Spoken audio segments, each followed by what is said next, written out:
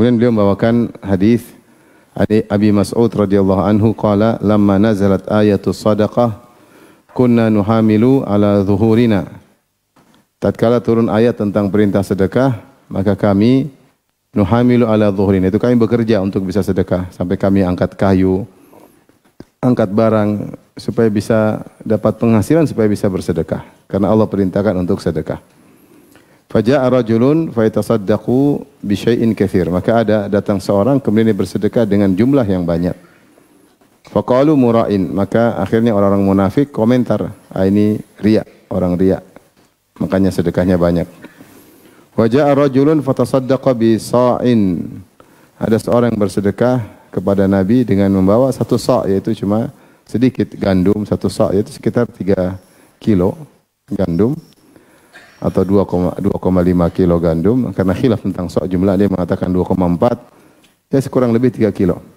Faqalu, maka orang munafik komentar lagi, innallaha laghaniyun an sa'i hadza. Allah tidak butuh, Allah Maha Kaya, tidak butuh dengan sedekah yang sedikit seperti ini, cuma 3 kilo gandum. Fanazalat, maka turunlah firman Allah Subhanahu wa taala menjelaskan tentang hakikat orang-orang munafik tersebut. Alladzina yalmizuna al-mutawwi'ina minal mu'minina fi sadaqat. Yaitu dan orang-orang yang kerjaan mereka orang-orang mukminin ya yang memberi sedekah dengan sukarela. Ayatnya saya bacakan selanjutnya. Allah berfirman, alladzina yalmizuna al-mutawwi'ina minal mu'minina fi sadaqat, yaitu orang munafik itu orang-orang yang mencela orang-orang mukmin yang beri sedekah dengan sukarela. Walladzina la yajiduna illa juhdahum, dan mereka juga mencela orang-orang yang tidak memperoleh untuk disedekahkan selain sekedar kesanggupannya, yaitu yang sedekah cuma satu sok tadi sedikit. Fa yaskharuna minhum, maka mereka pun mengejek orang-orang yang sedekah dengan sedikit aja. Sakhirallahu minhum, maka Allah akan balas penghinaan mereka. Walahum adzabun alim, dan bagi mereka azab yang pedih. Ini bab ya disebutkan oleh Syekh Muhammad bin Wahab rahimahullahu taala tentang mereka.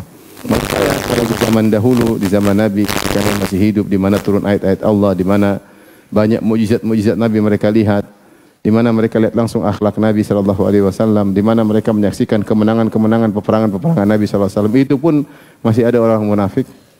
Apalagi di zaman sekarang. Itu orang-orang yang secara KTP adalah Islam tapi tidak suka dengan syariat Islam, tidak suka.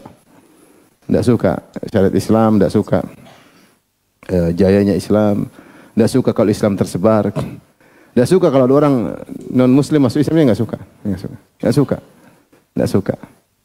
Ini namanya orang munafik. Kita orang Islam senang Islam tersebar nggak?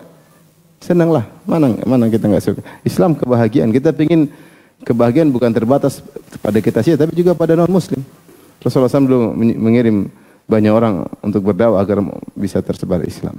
Tapi orang munafik seperti itu, terkadang meskipun mereka menyembunyikan, tapi terkadang terlepas dari lisan-lisan mereka, tulisan mereka, komentar mereka, ketahuan tanda-tanda orang munafik.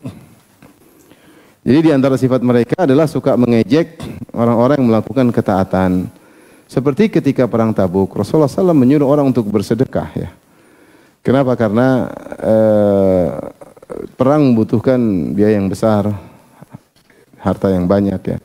Kemudian kata ada yang bersedekah, maka secara umum ketika para sahabat bersedekah, ya mereka mengejek,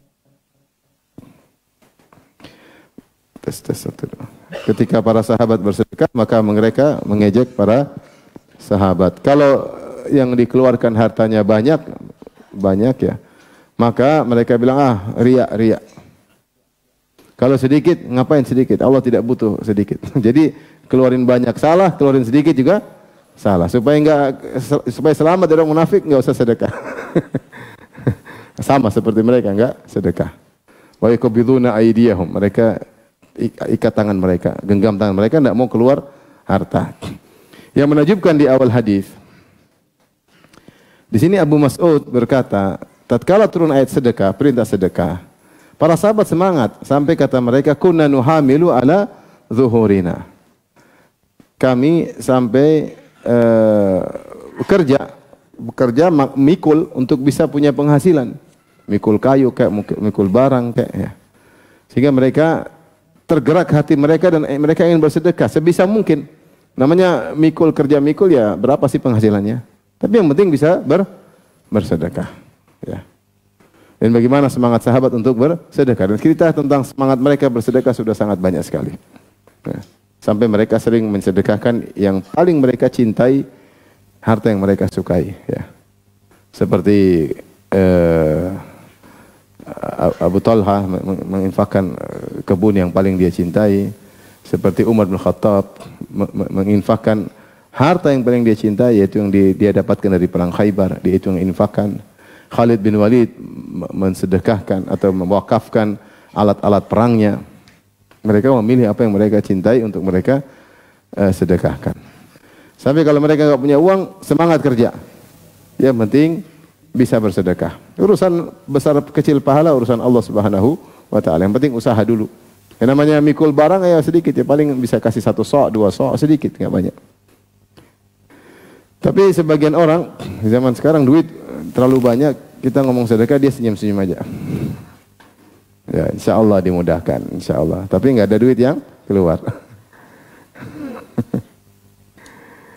Jadi ya cinta kepada harta terlalu besar, ya, terlalu besar sehingga suruh keluarin harta berat, perhitungan sangat kuat. Perhitungan sangat kuat. Para sahabat yang tidak punya apa-apa suruh sedekah, mereka kerja supaya bisa sedekah. Supaya bisa sedekah sampai mikul supaya bisa sedekah. Katanya tentu berbedalah para sahabat dengan orang-orang zaman di sini orang munafik ya mencela dan mengejek ya. Mereka menuduh ini riya. Padahal urusan hati yang tahu hanyalah Allah Subhanahu wa taala. Para sahabat tidak ada tanda-tanda riya. Rasulullah suruh sedekah, mereka bawa kepada mereka sedekah di hadapan Nabi sallallahu alaihi wasallam. Ya, karena yang sedekah ketika itu memang di hadapan Nabi sallallahu alaihi wasallam. Kalau banyak dibilang ini riya, cari muka ya. Tidak mencari ridha Allah tapi mencari pujian manusia. Kalau sedikit mereka bilang ngapain sedikit? Ini enggak usah. Allah tidak butuh dengan sedekah yang sedikit jadi diejek, dihinakan. Maka Allah membela orang-orang miskin di kalangan para sahabat. Kata Allah Subhanahu wa taala, "Walladzina la yajiduna illa juhdahum." Dan mereka mencela orang-orang yang bersedekah semampunya. Cuma 1 sa', cuma 3 kilo beras. Fayaskharuna minhum, maka orang munafik pun mencela, mengejek orang-orang miskin tersebut. Kata Allah, "Sakhirallahu minhum." Allah justru mengejek mereka, orang munafik akan diejek oleh Allah. Walahum adzabun alim, dan bagi mereka azab yang pedih, azab yang menyiksa. Jadi Allah bela orang-orang miskin tersebut. Dan ini motivasi kita ikhwan, tidak bersedekah tidak harus banyak. Kalau kita enggak punya uang banyak ya jangan juga nekat ya. Tapi jangan menyepelekan sedekah apapun ya. Bukan dalam hadis Rasulullah SAW mengatakan sabaqa dirhamun mi'ata alf dirham. 1 keping dirham bisa mendahului 100.000 dirham. Sahabat berkata, "Kaifa dzalika Rasulullah?" Kok bisa 1 dirham mengungguli 100.000 dirham? Rasulullah jelaskan, ini ada orang miskin, dia punya harta cuma dirhamain, dia cuma punya harta 2 keping dirham. Kemudian dia memilih ahsanahuma, dia pilih mana keping dirham yang lebih bagus. Karena dulu uang itu berupa logam langsung, dirham atau apa dinar, dan bentuk dinar dirham itu mempengaruhi. Maka lihat ini, oh ini kepingannya lebih bagus, tempaannya lebih bagus, yang ini kurang. Dia pilih yang bagus, dia sedekahkan. Sehingga dengan demikian dia sedekahkan 50% hartanya, bahkan lebih karena dia milih logam yang lebih bagus. Yang satunya punya uang mungkin jutaan dirham. Dia ambil 100.000, tidak ada nilai baginya. 100.000 dirham dia tidak ada nilai bagi dia. Ya. Tentu sisi besarnya pahala banyak sisi. Di antaranya nominal itu punya pengaruh besarnya pahala. Di antaranya pahala menjadi besar ketika seorang membutuhkan harta tersebut tapi dia sedekahkan. Makanya ketika Rasulullah SAW ditanya tentang sedekah yang paling afdal, mengatakan anta tasaddaq wa anta syahihun ta'malul ghina wa takhshal faqr. Yang sedekah paling bagus itu engkau dalam kondisi sehat dan engkau lagi pingin punya cari duit dan engkau lagi pingin punya banyak duit. Ta'malul ghina wa takhshal faqr. Kau Lagi pingin kaya dan kau masih khawatir miskin, bisa jadi ada miskin di kemudian hari. Justru kau bersedekah saat itu sedekah yang terbaik. Fala tumhil, dan jangan kau tunda sampai kau udah mau mati, udah mau tewas baru bilang, udah kanker, 3 bulan lagi mati. Ini si fulan bagi-bagi. Baru karena mau mati baru sedekah. Itu juga enggak apa-apa, cuma kurang afdal. Karena sudah putus asa dari kehidupan, sedekah sana, sedekah sini, sedekah sana, sedekah sini. Kata Rasulullah, jangan tunda sampai kau udah mau mati baru kau bilang, untuk si fulan sekian, untuk si fulan sekian, untuk si fulan sekian. Itu begitu kankernya sembuh, dia Pak, sedekah terlalu banyak.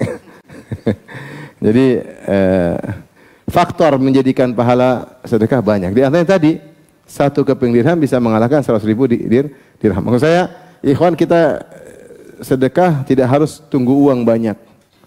Kalau anak istri udah makan, alhamdulillah, kita udah makan, ada lebih sisi kasih. Kita ada kelebihan, kita kasih semampunya. Urusan serahkan kepada siapa? Allah Subhanahu wa taala. Serahkan kepada Allah Subhanahu wa taala. Bisa jadi sedikit tapi ternyata diberkahi oleh Allah Subhanahu wa taala. Sampai Nabi mengatakan, "Ittaqin nara walau bi syakkit tamrah." Allah bi syakkit tamrah. Jagalah dirimu dari neraka meskipun hanya bersedekah sepenggal korma. Maksudnya kalau kau tidak punya apa-apa kecuali cuma sebutir korma, sedekahlah setengahnya. Sedekahlah setengahnya. Setengah kau bisa makan, setengahnya kau bisa bagi kepada orang lain, ya. Jadi lihat para sahabat, mereka bekerja, mikul barang, mikul kayu, kemudian mereka jual kayu bakar supaya bisa bersedekah, sehingga sedekah cuma 1 sok. Diejek oleh orang munafik, tapi Allah bela mereka. Baik, kita lanjutkan bab berikutnya.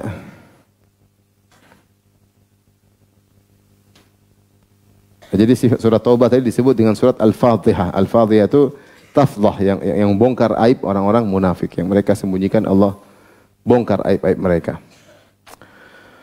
Baik, bab berikutnya bab al-istihza, bab tentang mengejek, ya. Babang tetap mengejek.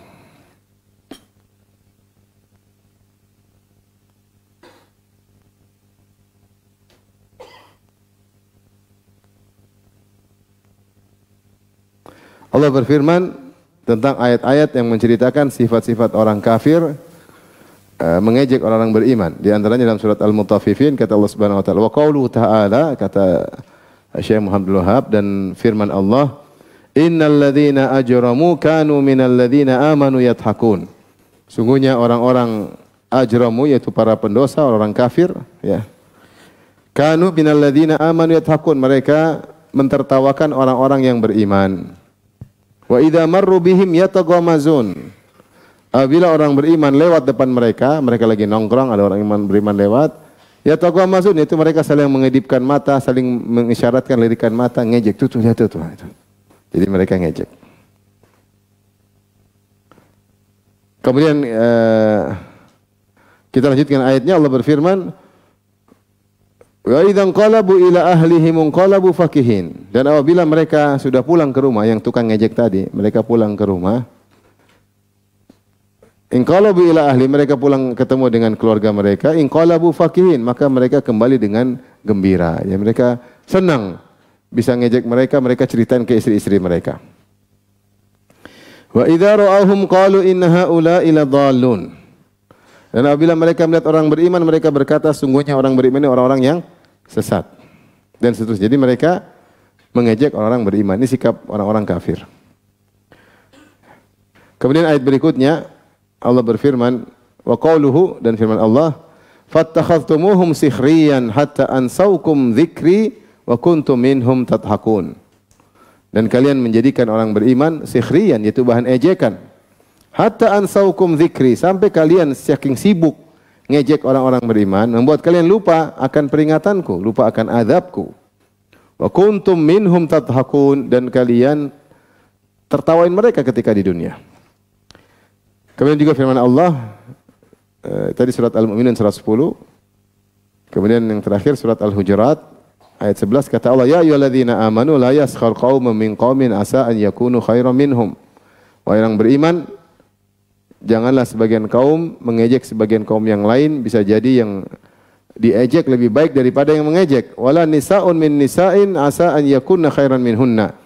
Dan janganlah sebagian wanita mengejek sebagian wanita yang lain sama mukminah, karena bisa jadi yang diejek lebih baik daripada yang mengejek. Jadi beliau menyebutkan 3 ayat terkait dengan larangan mengejek. 2 ayat diantaranya ejekan orang kafir kepada orang mukmin. Dan ayat ketiga surat Al-Hujurat, ejekan orang mukmin kepada mukmin yang lain. Jadi sifat suka ngejek ini bukan hanya di antara orang kafir, orang beriman, bahkan di antara orang beriman. Cuma kalau orang kafir mengejek orang beriman, biasanya karena keimanan orang beriman. Kalau orang beriman biasanya karena perkara-perkara duniawi. Jadi ini sifat yang ada pada orang kafir juga ada pada orang beriman. Maka Allah melarang. Di antaranya Allah berfirman dalam surat Al-Mutaffifin, ya. Allah mengatakan innal ladzina ajramu, sungguhnya orang-orang yang melakukan ijram, ya. Ijram kalau bahasa sekarang, ijram bahasa Arab, ijram itu kriminal, crime, ya. Kalau bahasa sekarang, bahasa artinya apa? Kriminal. Kalau orang Arab bilang itu mujrim, itu orang jahat, tukang kriminal, tukang bunuh, tukang merampok, ini namanya mujrim. Tetapi Allah menggunakan lafal ini dalam Al-Quran untuk orang-orang kafir. Karena dosa yang mereka lakukan sangat besar dan kerusakan yang mereka lakukan sangat besar. Di antaranya kerusakan yang mereka lakukan adalah mengejek orang-orang beriman. Ya. Mengejek orang-orang beriman ini tidak kalah besarnya daripada mencuri, merampok, membunuh dan yang lainnya. Mengejek orang-orang beriman. Sampai Allah sifati mereka dengan innal ladzina ajramu. Sungguhnya tukang kriminal. Maksudnya orang-orang yang melakukan kejahatan besar. Yaitu kerjaan mereka mengejek orang beriman. Dan mereka ketika mengejek, ada yang lewat mereka kedip-kedip mata. Kalau orang beriman lihat, oh orang sesat. Ya.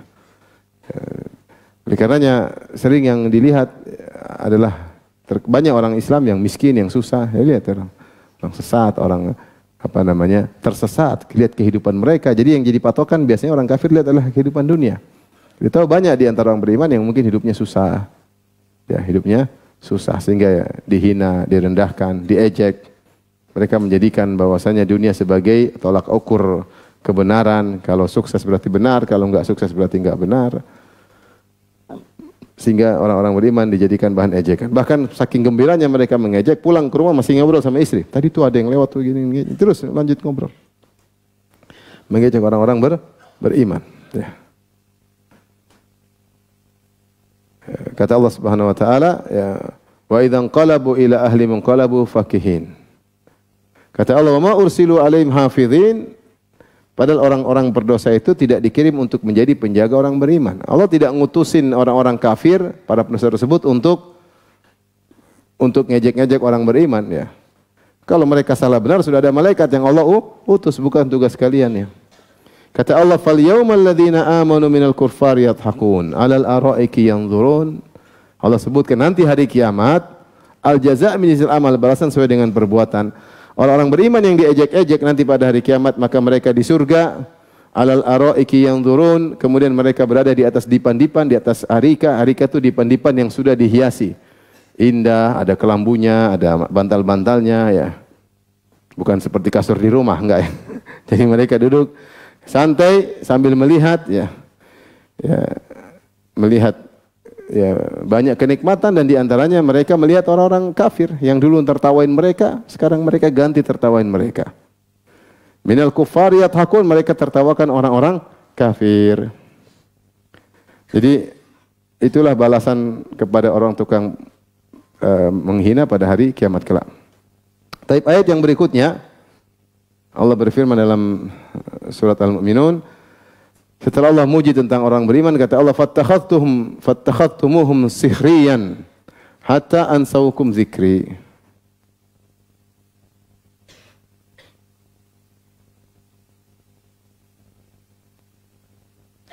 Allah sebutkan ayat sebelumnya, ini ayat ke-110. Ayat 109 Allah berfirman,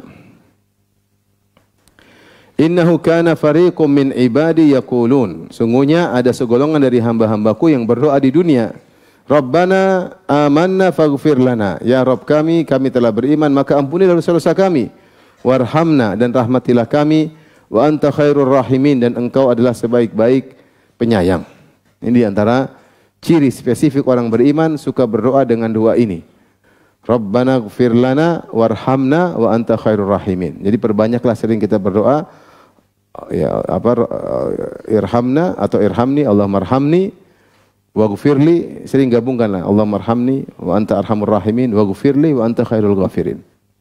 Jadi mereka sering berdoa. Maka Allah sebutkan dulu ada sekelompok orang dari hamba-hambaku yang mereka berkata, Rabbana amanna, ya Allah kami beriman, faghfir lana warhamna, ampunilah kami dan rahmatilah kami, wa anta khairur rahimin, dan engkau sebaik-baik yang memberi kasih sayang. Fattakhadhtumuhum sikhriya, namun kalian wahai penghuni neraka jahanam, kalian dulu di dunia ngejek mereka. Hatta ansaukum dzikri, sampai sibuknya kalian ngejek mereka gara-gara mereka beriman sampai membuat kalian lupa dari mengingat azabku, lupa dengan peringatanku. Wa kuntum minhum tadhakun, dan kalian dulu mentertawakan orang beriman. Maka Allah berkata setelah itu, inni jazaituhumul yauma bima sabaru annahum humul faizun. Maka pada hari ini aku balasi mereka, yaitu di surga. Ya, aku balasi surga bagi mereka bima sabarnu, karena kesabaran mereka. Annahum humul faizun, merekalah orang-orang yang menang, merekalah orang-orang yang sukses, ya. Jadi subhanallah, Allah menyebutkan orang-orang ini aku masukkan surga, kenapa? Bima sabaru, karena mereka bersabar. Ketika diajak mereka bersabar. Ketika diajak mereka bersabar, mereka tetap bertakwa, mereka tetap menjalankan keimanan, mereka tetap beramal dengan amal soleh, mereka tetap mempertahankan atribut Islam mereka, mereka tetap mempertahankan identitas Islam mereka meskipun diejek, meskipun dihina. Biarin. Sebenarnya kalau yang ngejek kita orang kafir kita mungkin lebih sabar. Yang ngejek kita orang Islam juga itu yang masalah. Berat ya, tapi terjadi ya, terjadi. Kalau ngejek orang kafir ya biasalah. Namanya juga orang kafir. Tapi kalau ngejek orang Islam ini repot. Yang ngejek orang Islam. Kita menjalankan sunnah Nabi diejek, dicibir, dilihat dengan pandangan menghina. Dia seperti orang mutakhalifin, orang terbelakang. Dianggap seperti orang badui. Diberi giliran-giliran yang aneh-aneh ya. Ini menghina terkadang orang Islam sendiri ya. Tapi sabar, kata Allah, inni jazaituhumul yauma bima sabaru annahum humul faizun. Maka pada hari ini aku beri balasan kepada mereka karena kesabaran mereka, bahwasanya mereka adalah orang-orang yang menang. Mereka adalah orang yang beruntung. Adapun orang-orang kafir, maka mereka yang mengejek, mereka dimasukkan dalam neraka jahanam. Ini dalil bahwasanya mengejek orang beriman adalah dosa besar. Dan kalau mengejek karena keimanan mereka, maka ini kufur. Ini adalah kufur, ya. Maka ejekan kepada orang beriman dilihat. Kalau ternyata ejekan tersebut terkait dengan akhlaknya, atau miskinnya, atau karena bajunya yang mungkin kurang rapi, atau mungkin apanya, maka kalau yang mengejek orang beriman sama orang beriman, maka itu tidak kafir. Tapi dia mengejek karena dunianya orang tersebut. Tapi kalau yang diejek terkait dengan atribut Islam, syiar Islam, maka ini kekufuran. Berarti dia benci dengan syariat Islam. Dia benci dengan sunnah, dia benci dengan syariat Islam. Ya, ini bisa sampai pada kekufuran. Tapi kemudian ayat terakhir di bab ini, ayat yang ketiga, ya. Setelah itu baru beliau bawakan hadis-hadis, ya. Allah berfirman, ya ayyuhalladzina amanu la yaskhar qaumun min qaumin asa ayyakunu khairan minhum. Wahai orang beriman, janganlah sebagian kalian mengejek sebagian yang lain. Asa ayyakunu khairan minhum, bisa jadi yang diejek lebih baik daripada yang mengejek. Wala nisa'um min nisa'in, dan janganlah sebagian wanita mengejek wanita yang lain. Asa an yakunna khairan minhunna, karena bisa jadi yang sebagian wanita yang diejek lebih baik daripada yang mengejek. Wala talmizu anfusakum, dan jangan kalian mencibir. Wala tanabazu, diri kalian sendiri, mencela diri kalian sendiri. Wala tanabazu bil alqab, dan janganlah kalian saling memberi gelar-gelar yang buruk. Bi'sal ismul fusuqu ba'dal iman, nama yang terburuk setelah keimanan adalah kefasikan. Wa man lam yatubu fa ulaika humul zalimun, siapa yang tidak bertobat maka mereka adalah orang-orang yang zalim. Tapi di sini ayat ini Allah Subhanahu wa taala sebutkan setelah Allah sebutkan kaidah sebelumnya, pada ayat sebelumnya, innamal mu'minuna ikhwah. Sungguhnya orang beriman adalah saling bersaudara, dan konsekuensi saling bersaudara bukan saling mengejek, tapi artinya saling menguatkan. Kalau ada yang salah maka diperbaiki, saling menasihati, Seperti saudara, kita lihat adik kita salah, bukan kita ejek. Kita lihat kakak kita salah, kita berusaha memperbaikinya. Karena saudara, nah seorang mukmin dengan mukmin yang lain, kalbunian, yashuddu ba'dhuhum ba'dha. Orang kaum mukminin seperti bangunan yang kokoh, bata-batanya saling menguatkan satu dengan yang lain. Ya. Maka kalau ada saudara kita yang salah, maka hendaknya kita nasihati, bukan malah kita jadikan bahan ejekan. Ya. Di sini Allah mengatakan bisa jadi yang diejek lebih baik daripada yang mengejek. Kata para ahli tafsir, biasanya demikian. Kenapa? Karena yang mengejek biasanya ujub. Biasanya yang mengejek itu ujub. Biasanya yang mengejek itu sombong. Sehingga kalau dia sudah sombong, apapun kesalahan yang diejek, maka lebih bagus yang diejek. Saya ulangi. Kenapa? Kata Allah, asa yakunu khairam minhum. Bisa jadi yang diejek lebih baik daripada yang mengejek. Kata para ulama ahli tafsir, karena biasanya orang mengejek itu karena ada ujub. Karena ada sombong. Dan kalau dia sudah sombong, seharusnya yang diejek ini tentu punya kekurangan, maka dia dijadikan bahan ejekan. Tapi apapun yang terjadi, meskipun yang diejek punya kekurangan, maka dia menjadi lebih baik daripada yang mengejek. Kenapa? Karena yang mengejek punya satu perangai, namanya apa? Sombong. Dan sombong itu dosa besar dan membuat orang jatuh di hadapan pandangan Allah Subhanahu wa taala. Ya. Orang ujub itu hina di hadapan Allah Subhanahu wa taala karena dia merasa hebat. Padahal dia adalah seorang makhluk yang penuh dengan kekurangan, kemudian dia merasa dirinya hebat. Maka hati-hati. Sama kata Allah setelah itu, wala nisaun min nisa'in, dan jangan sebagian wanita mengejek sebagian wanita yang lain. Karena bisa jadi yang diejek lebih baik daripada yang mengejek. Al-Qurtubi rahimahullah berkata, kenapa wanita disebutkan secara spesifik setelah orang beriman? Padahal kalau Allah pada dalam ayat ini, wahai orang yang beriman, itu sudah cukup mencakup laki-laki dan perempuan. Tidak boleh saling mengejek. Cukup Allah mengatakan, ya ayyuhalladzina amanu, wahai orang yang beriman. Maka ini mencakup laki-laki dan perempuan. Tetapi ternyata Allah setelah itu mengkhususkan wanita. Wala nisa'un min nisa'in, jangan sebagian wanita mengejek sebagian yang lain. Kenapa? Kata para ulama, kata Al-Qurtubi rahimahullah, karena potensi untuk saling mengejek di antara wanita lebih banyak daripada di antara para lelaki. Wanita bisa saling mengejek banyak, gara-gara dompet ngejek, gara-gara sepatu bisa ngejek, gara-gara anak bisa ngejek, anaknya ingusan. Anakmu nggak pernah ingusan, ya pernah juga. Anak bajunya ini ya, apa suaminya baju nggak pernah ganti. Pokoknya bahan ejekan banyak sekali. Main ke rumah orang, rumahnya nggak rapi, kotor. Sudah diundang malah komentar yang, jadi bahan ejekan tuh banyak di kalangan para wanita. Baju murahan, bajunya KW. Terus kamu ya, saya KW 1, dia KW 7, sama-sama KW padahal. Maksudnya bahan ejekan tuh banyak.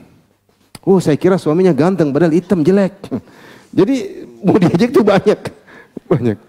Anaknya paling rendah di kelas, goblok anaknya. Ibunya keren, anaknya goblok. Jadi bahan ejekan tuh banyak perempuan. Kita laki-laki kan ngapain ngobrol gitu? Ngobrol paling poligami. Padahal nggak berani. Cuma kalau perempuan akhirnya banyak di antara mereka ngobrol tentang seperti itu. Saya bercanda ibu-ibu ya. Mau saya hati-hati ibu-ibu ketika Allah menyebutkan secara spesifik tentang wanita. Kata para ahli tafsir, kenapa? Karena potensi mereka untuk saling mengejek besar. Karena kalau laki-laki sibuk kerja urus ini banyak yang memikirkan, utang belum bayar, mikir banyak ya.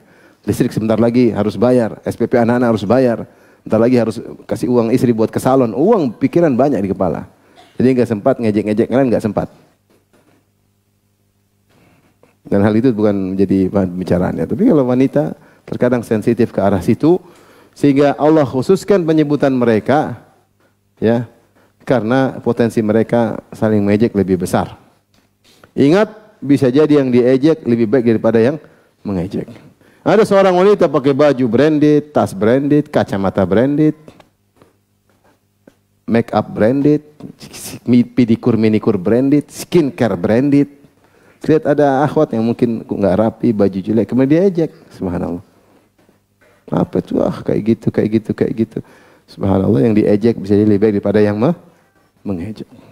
Percuma seorang pakai penampilan indah di hadapan mata manusia, tapi dia hina di hadapan Allah Subhanahu wa taala. Seorang yang suka keindahan, tidak apa-apa.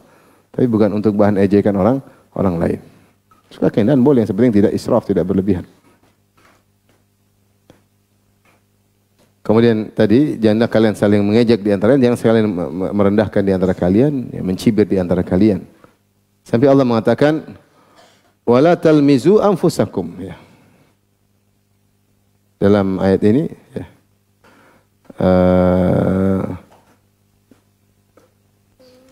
Dan janganlah talmizu anfusakum, janganlah kalian mencela diri kalian. Perhatikan. Wala talmizu anfusakum, janganlah kalian mencela diri kalian. Siapa sih mencela dirinya sendiri? Tentu tidak ada. Tapi maksudnya itu janganlah sebagian kalian mencela sebagian yang lain. Maksud Allah, wala talmizu anfusakum, lafal redaksi ayatnya wala talmizu anfusakum. Janganlah kalian mencela diri kalian. Timbul pertanyaan, siapa mencela dirinya sendiri? Maksud ayat ini, janganlah sebagian kalian mencela sebagian yang lain. Tapi karena kalian dianggap satu, seakan-akan kalau sebagian mencela sebagian yang lain, seperti mencela diri sendiri. Karena innamal mu'minuna ikhwah, karena kaum itu bersaudara. Kalau kita ngejek orang beriman, sebenarnya kita mengejek diri, karena kita satu kesatuan.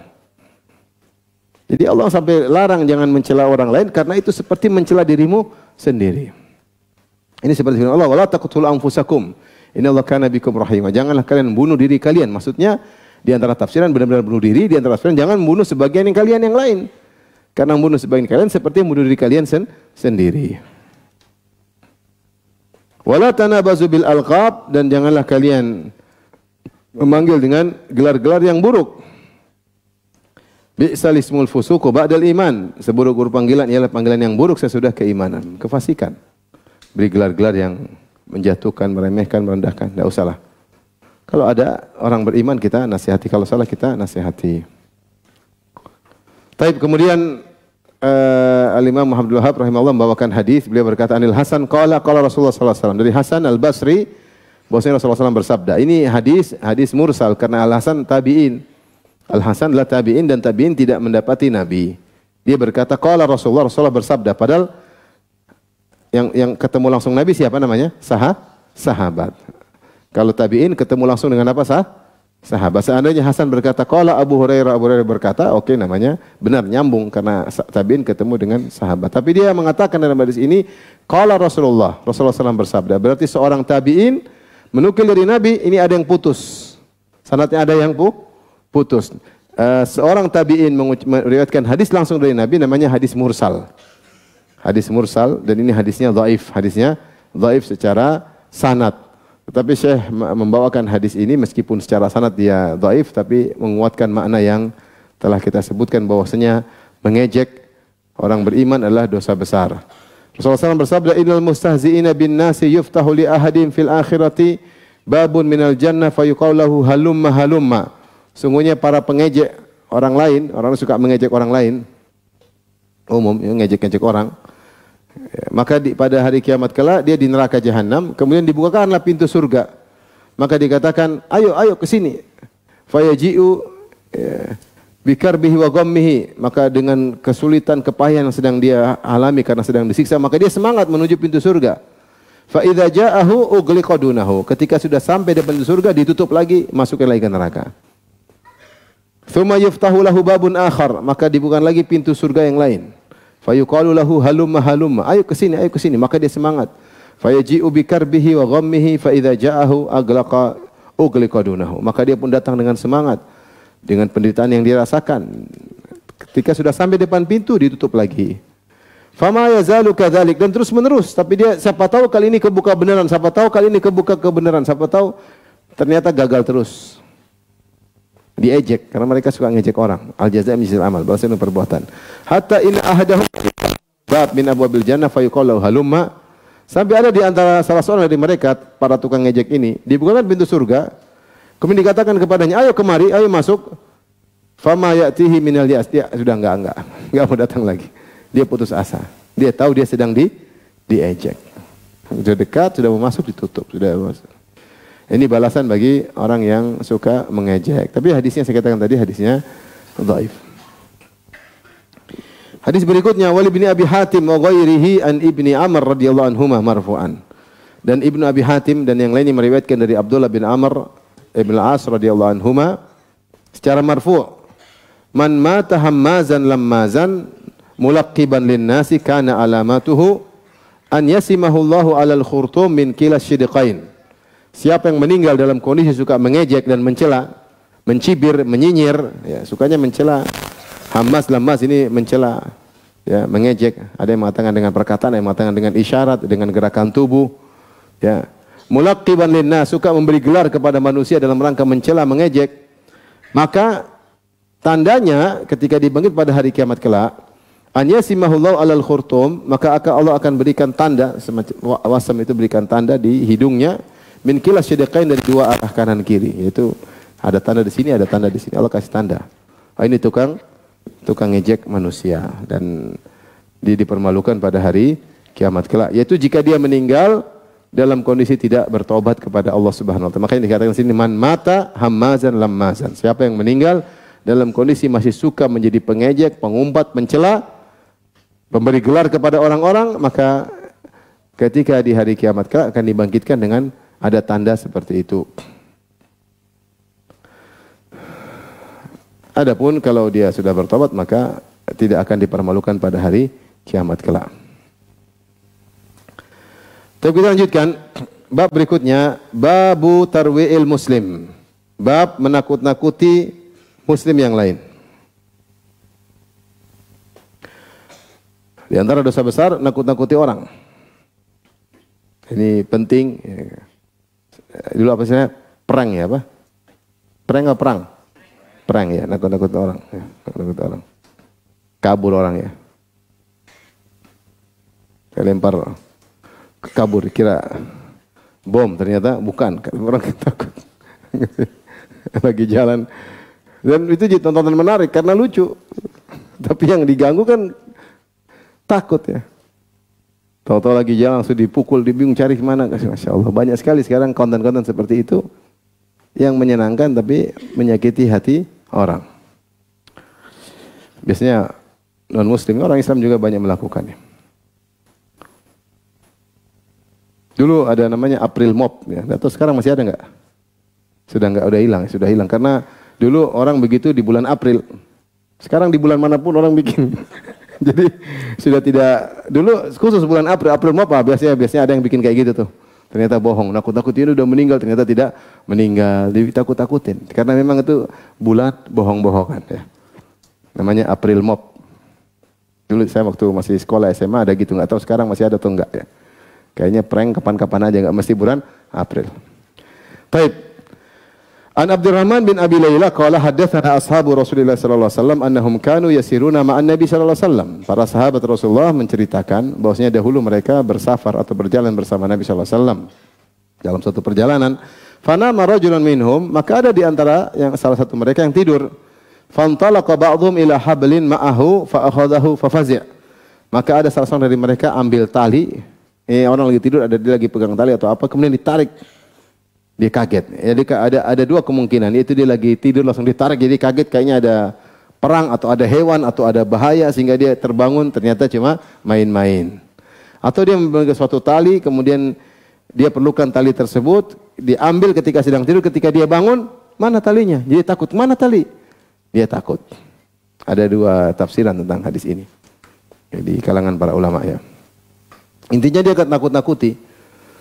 Ditarik karena ada bahaya, atau ketika dia bangun barang dia hilang mana ya.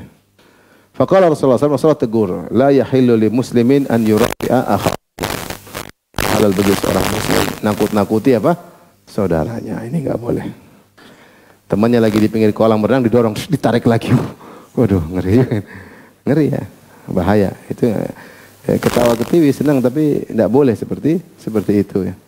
Dia bangun, HP-nya dihilangin. Mana HP? Mana? Enggak tahu, enggak lihat. Cari sana sini, bongkar ini, angkat ini, enggak tahu. Mana HP ini?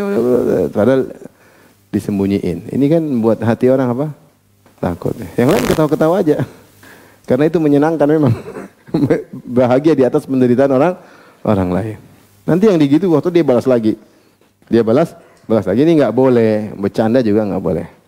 La ya'khudhanna ahadukum mata akhihi jadan au mazihan atau kama qala Nabi SAW. Janganlah salah seorang mengambil barang saudaranya serius atau bercanda, enggak boleh.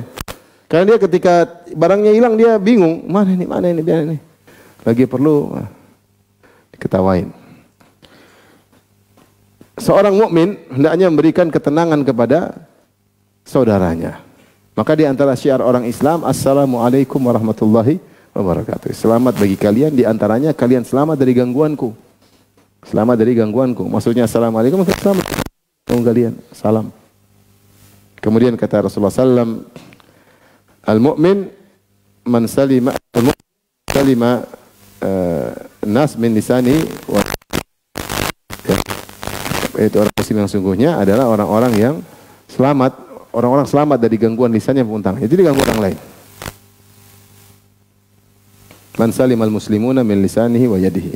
Muslim yang sungguhnya adalah kaum muslimin yang lain selamat dari gangguan lisannya maupun gangguan tangannya. Ya. Sampai kalau dilakukan prank-prank seperti ini, orang bisa kena penyakit psikolog, bisa atau tidak? Bisa loh, ngeri. Takutan, ini ngeri. Telepon anak ibu meninggal, orang takut lah. Nangis-nangis ternyata prank. Prank ya. Sampai ada anak-anak yang ngeprank bapaknya ada. Bapaknya cerita sama saya. Saya di-prank anak-anak. Di-prank jadi ikhwan ini udah ketakutan ternyata, ya Allah. Anak-anak ngeprank saya, ya Allah. Gimana bapaknya dibikin takut? Bercanda tapi kan enggak boleh. Jadi enggak boleh kita menakut-nakuti orang. Bagaimana lagi dengan sungguh-sungguh nakut-nakutinya enggak boleh. Apalagi memasukkan rasa takut ya, menteror, enggak boleh, menteror itu enggak boleh, dosa besar. Gelisah ya. Teror tanpa hak. Takut-takutin ya, kalau dia salah ya dia jelas takut lah, tapi dia enggak ada salah, diteror. Takut-takutin. Ngeri ya, ngeri. Sebagian orang dijebak ya, lagi kondisi tertentu kemudian difotoin, divideoin, kemudian diperas, ditakut-takutin. Ya banyaklah sekarang cara-cara cari uang yang haram ya. Maka ini adalah dosa ya. Bab berikutnya, mungkin bab terakhir dalam bab ini. Walahuma an Asma radhiyallahu anhuma anna imra'atan qalat. Dari Asma ada seorang wanita berkata kepada Nabi, ini bab al-mutasyabbi' bima lam yu'ta, seorang yang bergaya dengan apa yang tidak dia miliki. Seorang bergaya dengan apa yang tidak dia miliki. Ada seorang wanita berkata, ya Rasulullah, inna li dharratan fahal alayya junahun in tashabba'tu min zawji bima lam yu'tini. Ya Rasulullah, saya punya madu. Dharrah maksudnya apa? Madu ya. Ngerti kan? Itu istri lain ya. Suami saya punya istri yang lain. Apakah tidak mengapa kalau saya bergaya di depan maduku tersebut dengan apa yang tidak suamiku berikan kepadaku? Misalnya dia ketemu madunya, dia bilang, Masya Allah, suami kita baik ya, dia sayang sekali sama saya. Kalau saya bangun tidur dia cium-cium, kalau saya mau pergi dia cium-cium, kemudian belikan baik. Padahal bohong semua. Dia cuma bikin agar madunya cemburu. Antum nggak ngerti kan? Nggak ngerti. Mudah-mudahan gak usah ngerti. Jadi ini bagaimana kecemburuan seorang wanita kepada madunya sampai dia terkadang bergaya atau berhias dengan suatu hal yang tidak dia miliki, yang tidak dilakukan oleh suaminya untuk membuat jengkel madunya. Boleh nggak gitu kata dia kepada Nabi Shallallahu Alaihi Wasallam. Jadi minta izin. Boleh nggak bikin jengkel madunya?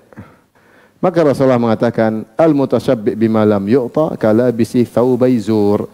Seorang yang bergaya dengan apa yang tidak dia miliki, tidak diberikan kepadanya, yang tidak dia punyai, seperti seorang memakai dua pakaian dusta. Pakaian dusta mungkin pakaian seakan-akan pakaian bangsawan, ternyata bukan bangsawan. Memakai gelar ternyata bukan, dia tidak bergelar, ya. Menyebutkan sesuatu yang dia miliki ternyata tidak dia lakukan. Inilah dosa. Dosa. Apalagi dia dalam rangka untuk dia banggakan. Maka di antara sifat-sifat orang Yahudi, kata Allah Subhanahu wa taala, wa yuhibbuna an yuhmadu bima lam yaf'alu. Mereka suka dipuji dengan apa yang tidak mereka lakukan. Mereka suka dipuji dengan apa yang tidak mereka lakukan. Seorang kalau dia memiliki kelebihan, itu pun jangan dia cari pujian. Jangan dia cari pujian. Apalagi dia ingin dipuji, ingin riya dengan apa yang tidak dia lakukan. Ini dosa plus. Riya plus bohong. Riya plus bohong. Seperti saya katakan tadi, mengesankan pada orang. Begitu. Orang tanya, akhi ente hafalan berapa juz? Adalah 15. Adalah, pokoknya ada. Bilang aja enggak ada, cuma 3 juz 30. Kenapa? Malu bilang aja, seakan-akan kesannya hafalannya 20 juz. Nah, hafal bilang ya masih belum lah, masih sedikit. Berapa sedikit, lebih sedikit. Udah jangan usah tanya, saya malu. Kan enggak apa-apa. Tapi kalau 15 juz kah? Adalah.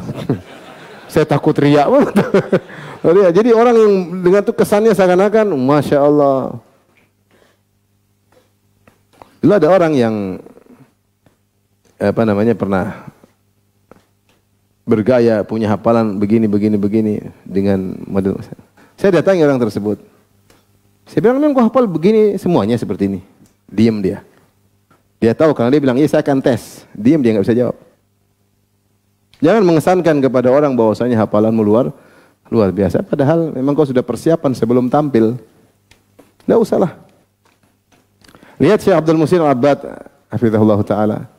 Ketika mengisi kajian, suatu hari saya hadir di Masjid Nabawi. Kemudian dia sebutkan, sebagaimana perkataan Syekh Fulan dalam kitabnya, gini-gini jilid sekian, halaman sekian. Setelah dia nukilkan, dia bilang, saya tadi sebut jilid dan halaman karena saya baru baca tadi. Bukan hafalan, tapi memang saya baru baca apa?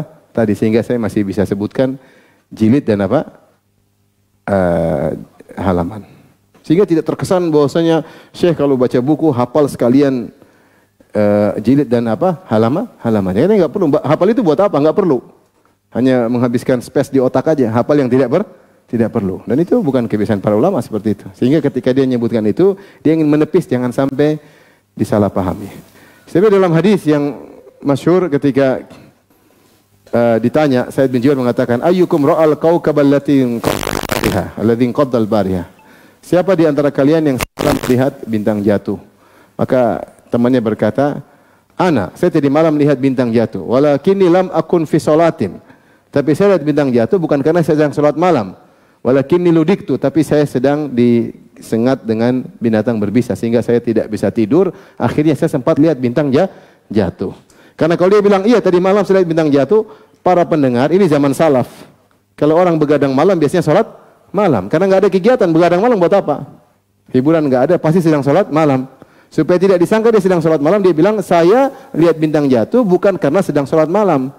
Tapi sedang tidak bisa tidur karena disengat binatang berbisa. Kalau zaman sekarang, bangun malam nggak ada yang duga sholat malam. Mungkin lagi main internet, mungkin lagi nonton bola. Tapi kalau zaman dulu nggak ada hiburan, kalau nggak tidur malam kemungkinan besar lagi sholat malam. Apalagi yang ngomong orang soleh. Maka supaya tidak disangka dengan persangkaan yang salah, maka dia menepis, dia mengatakan saya tidak sholat malam karena sedang disengat binatang berbisa, bukan karena sholat malam. Taib, jadi hati-hati, jangan seorang mengesankan apa yang tidak dia miliki kepada orang lain, sehingga orang menduga kita hebat, ternyata kita biasa-biasa aja. Ya, kalau ada orang memuji kita tidak, enggak, saya enggak begitu. Langsung kita tepis saja, saya enggak begitu. Enggak, itu enggak benar, saya enggak begitu. Jadi enggak usah kita bilang hanya senyum-senyum sehingga disangka. Jangan, kita bilang enggak begitu. Taib, demikian saja, habis azan, kalau ada yang bertanya saya persilakan.